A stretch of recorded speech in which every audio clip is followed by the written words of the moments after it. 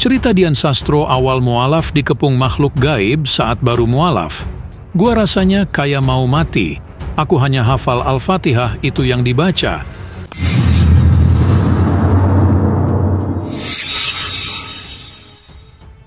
Artis senior Dian Sastro Wardoyo baru-baru menceritakan kisah perjalanannya menjadi mualaf. Selain itu, ia juga bercerita tentang kisah horornya di Bali, di channel Curhat Bang Denny Sumargo. Saat reuni dengan geng ADC di Bali, waktu itu mengadakan doa bersama atas tragedi bom Bali. Kisah mistis yang dialami pemeran film Ada Apa Dengan Cinta ini terjadi. Diawali Dian Sastro bercerita bagaimana dia sampai akhirnya menemukan Islam sebagai pilihan agamanya. Ibunya seorang Katolik dan bapaknya seorang Buddha.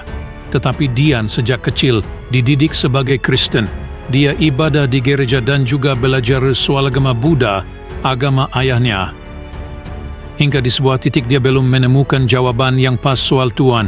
Akhirnya Dian Sastro di samping belajar Kristen, Buddha, dia juga belajar Hindu dan Konghucu. Nah, hingga suatu ketika dia bertemu dengan tantenya yang Muslim dan mengajaknya ke sebuah pengajian. Di sana dia tertarik dengan khotbah sang ustadz yang menurutnya ini sangat pas seperti yang dia cari-cari jawabannya soal keberadaan Tuhan. Hingga akhirnya dia memilih menjadi mu'alaf dan kedua orang tuanya juga menyetujuinya. Nah, soal kisah mistis itu terjadi di Bali. Kala itu dia baru mu'alaf dan hanya bisa membaca surah Al-Fatihah. Gua baru-baru mu'alaf lagi. Baru ngafalin Al-Fatihah terus baru bisanya itu doang, kata Dian Sastro. Ia diajak ke lokasi hotel yang cukup sepi dan melihat situs lokasi pemboman. Saat itu ia bersama teman wanitanya menginap di salah satu hotel dekat lokasi terjadinya bom Bali. Tepatnya di kawasan Legian. Di hotel tersebut ia mengalami hal mistis. Dia hanya berdua bersama temannya, namun ia merasakan bahwa kamarnya begitu ramai. Gua tidur sama Mbak Raya. Itu kan gua doang berdua tapi rasanya rame banget satu kamar. Terus gua baru bisanya doakan Al-Fatihah doang. Berdoalah gua tengah malam, ucapnya. Berasa mau mati dikepung makhluk gaib sekampung dan mau dicekik. Kejadian itu adalah titik terendah dalam hidupnya.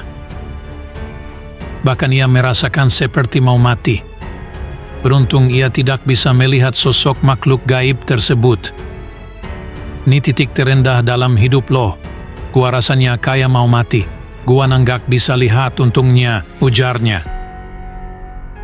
Dan aku hanya bisa baca Al-Fatihah. Alhamdulillah berkat bacaan itu aku bebas.